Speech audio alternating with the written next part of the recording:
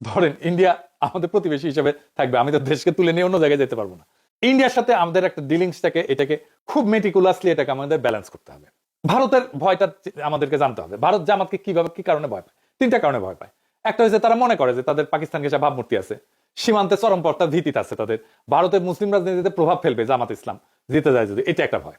এইখানে একটা স্ট্র্যাটেজিক ব্যালেন্সের কৌশল নিতে হবে। আমি মনে করি এখানে মমতা ব্যানার্জির সাথে একটা সম্পর্ক তৈরি করতে হবে। মমতার ভোটের মূল শক্তি কিন্তু মুসলিম ভোট। মমতাকে আমরা আস্থায় নিতে পারলে, ইকোনমিক সম্পর্ক তৈরি করতে পারলে পশ্চিমবঙ্গের সাথে, এটাই আমাদের ভারতের মধ্যে আমাদের স্বার্থ রক্ষা করবে। যদি জামাত মানবাধিকার, গণতন্ত্র, সহাবস্থান, অর্থনৈতিক উন্নয়নের ভাষা গ্রহণ করে এবং বাংলাদেশ ভারত সম্পর্ককে শান্তিপূর্ণ রাখার প্রতিশ্রুতি দেয়, তাহলে পশ্চিমবঙ্গ মুসলিম ভোট ব্যাংকের মধ্যে একটা সফট সিম্প্যাথি তৈরি হতে পারে। এই সিম্প্যাথেটিক ক্লাইমেট বাংলাদেশের জন্য উপকারী হবে। ভাষা ব্যবহারের ক্ষেত্রে শান্ত ভাষা ব্যবহার করতে হবে। আপনি আরএসএস, বিজেপি, হিন্দুত্ববাদী রাজনীতির সমালোচনা করেন, মুসলিম কোপানোর রাজনীতির সমালোচনা করেন, কিন্তু অ্যাজ এ হোল ভারত বিরোধী যুদ্ধোন্মাদ কোন ভাষা, রেটরিক এটা ব্যবহার করা যাবে না। আপনি কঠিন দাবি তোলেন কূটনীতিতে, যেমন পানি নিয়ে দাবি তোলেন, পানির হিস্সা নিয়ে দাবি তোলেন, সীমান্ত হত্যা নিয়ে দাবি তোলেন, বাণিজ্যের ভারসাম্য নিয়ে দাবি তোলেন, এবং এইটাকে ইনস্টিটিউশনাল ডিপ্লোমেসি দিয়ে আপনি ডিল করেন।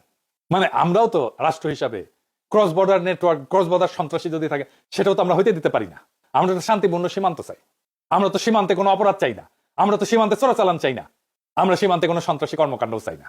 এইখানে দুই পক্ষেরই একটা আস্থার